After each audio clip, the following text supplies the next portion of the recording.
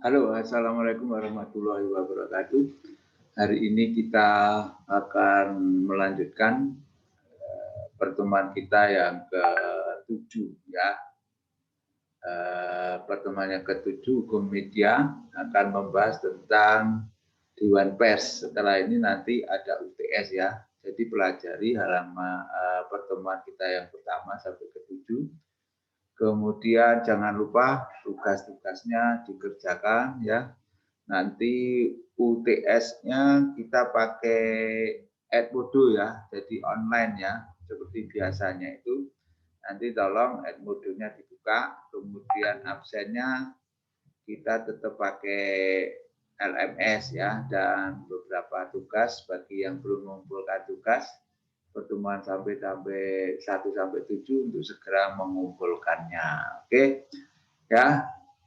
Buku sudah saya share di Edmodo maupun di LMS ya, bukunya, kemudian PPT-nya juga, kemudian keterangannya ya, penjelasannya juga sudah saya jelaskan, dan jangan lupa nanti vlognya tetap dibuat ya, saudara-saudara. Kemudian pertemuan 1 sampai 7 nanti diringkas. Nah, itu ringkasannya nanti ditulis tangan ya, seperti biasa, tulis tangan. Ya, kemudian nanti dibaca ya, dibikin vlog ya, dan tulisan tangan nanti juga diperlihatkan ke Pak Jainal ya. Seperti itu ya tugasnya. Oke. Kita mulai pertemuan 7 Dewan Pers. Ya, materi dan tujuan hari ini membahas Dewan Pers. Tujuannya mahasiswa diharapkan dapat memahami, mengerti dan mampu menjelaskan tentang organisasi yang membahas tentang Dewan Pers, strukturnya kayak apa, kemudian pengurusnya seperti apa. Oke, ya. Jadi Dewan Pers itu adalah sebuah lembaga independen di Indonesia yang berfungsi untuk mengembangkan dan melindungi kehidupan pers di Indonesia. Dewan Pers sebenarnya sudah berdiri tahun 66 melalui Undang-Undang Nomor 11 tahun 66 tentang ketentuan-ketentuan pokok pers. Tetapi pada saat itu Dewan Pers berfungsi ya sebagai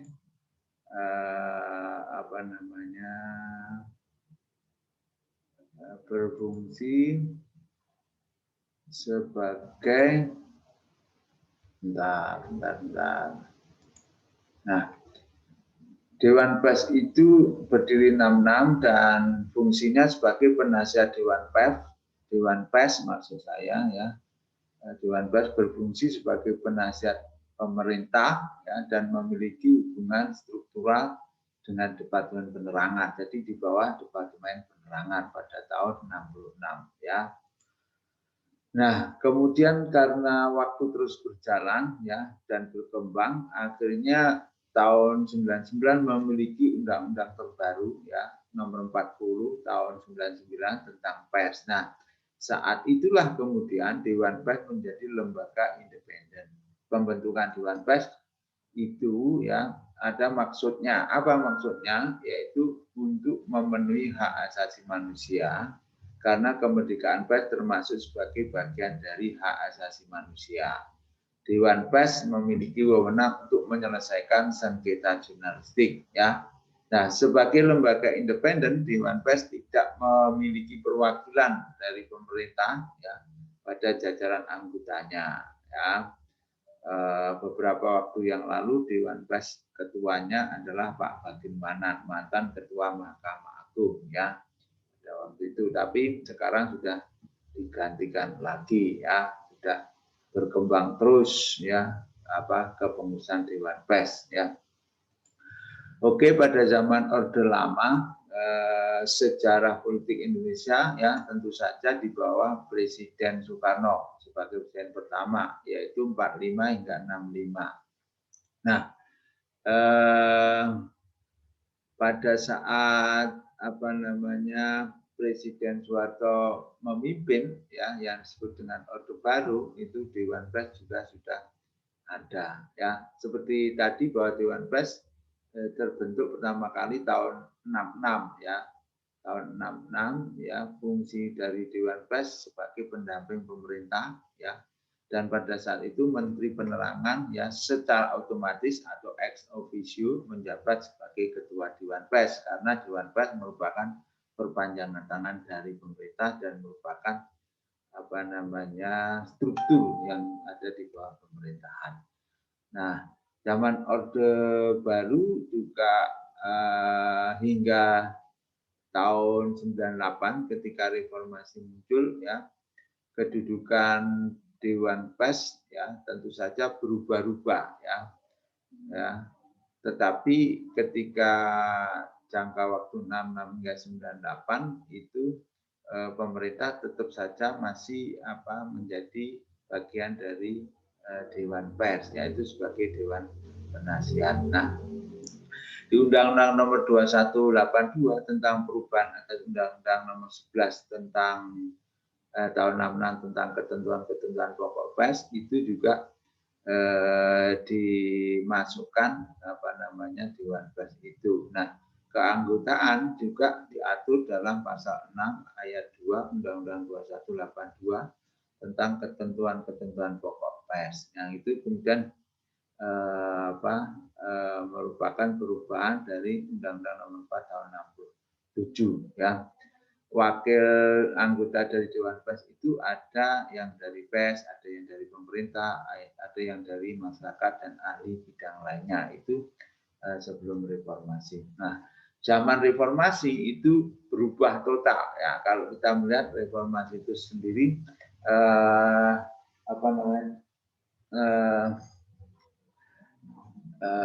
memformat lagi, jadi mengatur lagi, ya, memformat lagi, ya, memformat aturannya, ya, itu namanya adalah reformasi, ya, reformasi.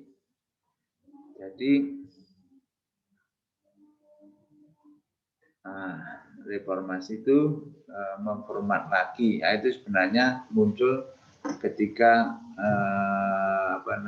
ada gerakan di Eropa Barat pada abad ke-16 ya, yang dipimpin oleh Martin Luther ya, Calvin dan lain-lain ya, yang pada saat itu pengen untuk memperbaiki atau mereformasi ya. Kalau di Indonesia reformasi itu mengatur lagi semua aturan yang dinilai tidak pas dengan Indonesia pada saat itu. Nah, ini kapan dimulainya? Kalau di Indonesia itu tahun 98 ya, ketika Pak Jenderal Besar Soeharto memimpin zaman Orde Baru itu, kemudian mahasiswa bergerak, seluruh komponen bergerak, maka muncullah gerakan reformasi 98. Nah, Undang-Undang 4099 itu juga membuat perubahan Dewan Pers ya, di ayat 15 ayat 1 Undang-Undang Pers, bahwa dalam upaya mengembangkan kemerdekaan pers dan meningkatkan kehidupan pers, maka dibentuk Dewan Pers yang independen. Mulai saat itu tidak ada lagi yang wakil dari pemerintah. Ya. Nah, fungsi Dewan Pers berubah-ubah ya, yang dahulu sebagai penasihat pemerintah sekarang menjadi pelindung kemerdekaan pers. Ya, tidak ada lagi hubungan struktural dengan pemerintah.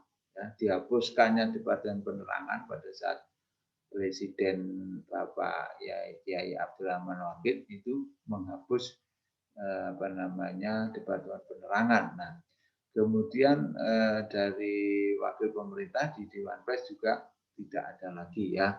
Jadi tidak ada campur tangan pemerintah dalam institusi keanggotaan dan sehingga Dewan Pers itu menjadi independen. Nah, ketua dan wakil Dewan Pers itu dipilih melalui rapat pleno ya, yang ditentukan oleh anggota ya.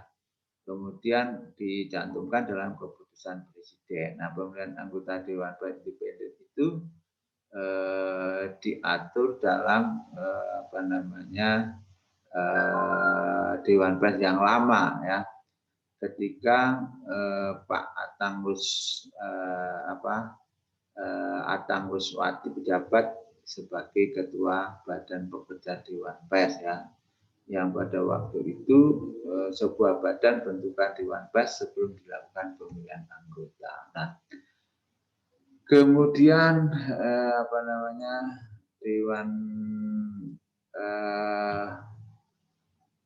Badan Dewan Pers itu melakukan pertemuan dengan berbagai macam organisasi pers dan perusahaan pers ya, di situ banyak sekali.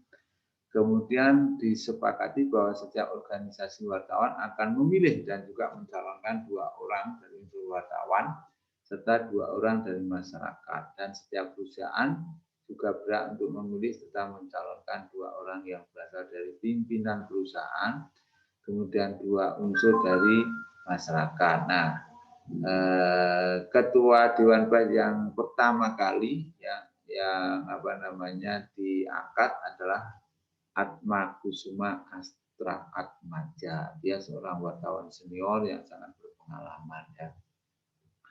Kemudian pasal 15 ayat 2 ya, Dewan Pers itu punya fungsi melindungi kemerdekaan dari campur tangan pihak lain, melakukan pengkajian untuk mengembangkan kehidupan pers, menetapkan dan mengawasi pelaksanaan kode etik jurnalistik, memberikan pertimbangan dan mengupayakan penyelesaian pengaduan masyarakat atas kasus yang berhubungan dengan pemberitaan. Kemudian mengembangkan komunikasi antara pers, masyarakat, dan pemerintah, memfasilitasi organisasi pers dalam menyusun peraturan, kemudian mendata pers itu ya, anggotanya itu wartawan yang dipilih organisasi, kemudian perusahaan yang dipilih oleh organisasi, kemudian tokoh masyarakat ahli di bidang pers ya. Bisa saja misalnya Ketua Mahkamah Agung seperti Pak Bagirmanan ya, mantan Ketua Mahkamah Agung.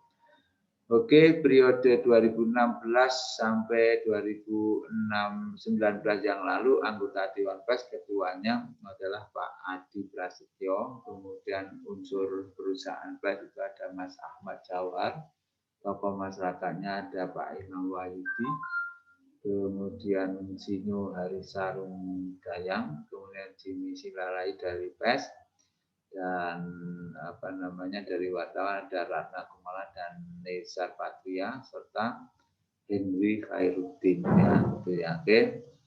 Kemudian struktur kelembagaan ada Komisi Pengaduan, Komisi Hukum dan Perundangan, Komisi Pendidikan dan Pelatihan, Komisi Hubungan Antar Lembaga. Nah, Dewan Pers itu diizinkan mendirikan perwakilan ya ini seperti Surabaya, Medan, Makassar. Tapi fungsi dari perwakilan itu hanya sebagai penyalur pengaduan di mana Dewan Pers itu berada. Ya, pengaduan terhadap pelanggaran pemberitaan ya. Oke, kita lanjut daftar ketua Dewan Pers ya.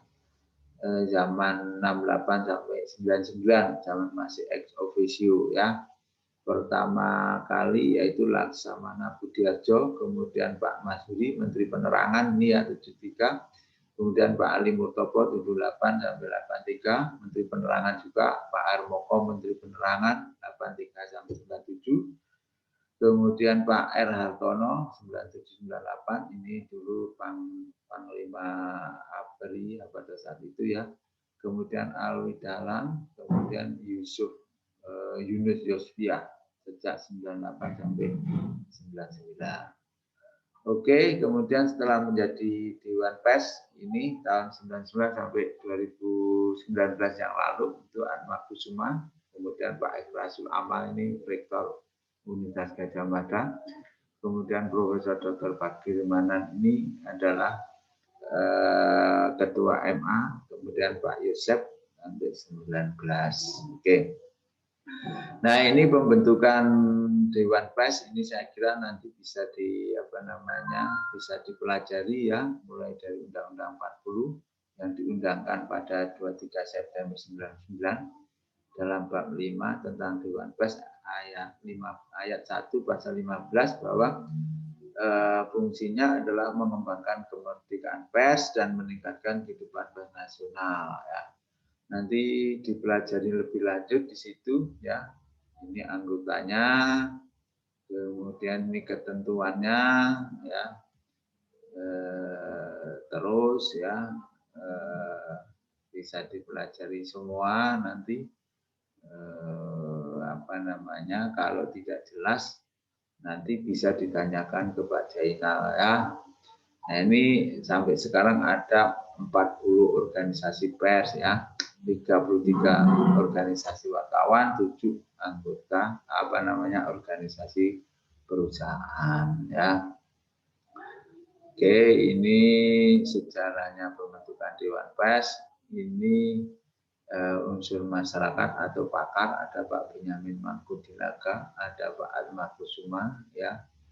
Ini apa namanya masih kronologis dan sejarah, nanti bisa apa namanya dipelajari sendiri ya. Kemudian nanti saya tunggu apa namanya tugas-tugasnya itu ya. Ini tugas dan fungsi Dewan Pers ya, maksud saya nanti tugas-tugas mahasiswa ya supaya dikumpulkan. Kalau ini tugas dan fungsi Dewan Pers ini ya, apa saja yang menjadi mediator, mengawasi penggunaan dari profesi pers, menjaga kemerdekaan pers itu ya. Nah, ini tadi yang saya terangkan bahwa Dewan Pers itu adalah independen setelah tahun 98 ya. Kemudian etika Dewan Pers tentu saja punya kode etik ya, kode etik sendiri ya Dewan Pers itu. Kemudian wartawan Indonesia juga punya kode etik, nanti akan saya jelaskan pada pertemuan selanjutnya ya. Misalnya memiliki atola, tidak menerima suap, tidak menyalahgunakan profesi, itu ya. Itu kemudian ini penafsiran dari kode etik wartawan, nanti akan saya jelaskan di pertemuan yang lebih lanjut lagi dengan beberapa contoh, tapi ini bisa saudara-saudara baca dulu ya, bisa saudara pelajari dulu sebagai bahan diskusi dengan saya ketika nanti saya menjelaskan tentang kode etik wartawan Indonesia atau KEWI ya. Jadi kode etik wartawan Indonesia itu disingkat KEWI ya. Oke, kemudian ini pertanyaannya ya, saudara-saudara. Jadi setiap pertemuan saya selalu bertanya ya, mengapa di Indonesia dibentuk Dewan Pers, kemudian apa tugas, tanggung jawab dan wewenang Dewan Pers. Silakan nanti saudara-saudara untuk mengerjakan ini ya seperti biasa diunggah di dalam YouTube. Oke, saya kira pertemuan ke-7 cukup sekian. Saya ulangi lagi bahwa pertemuan ke-8 adalah UTS, selamat belajar dan selamat mengerjakan nanti di Edmodo ya. Kalau tidak jelas nanti bisa bertanya lewat apa namanya WA ya. Terima kasih atas perhatiannya. Assalamualaikum warahmatullahi wabarakatuh.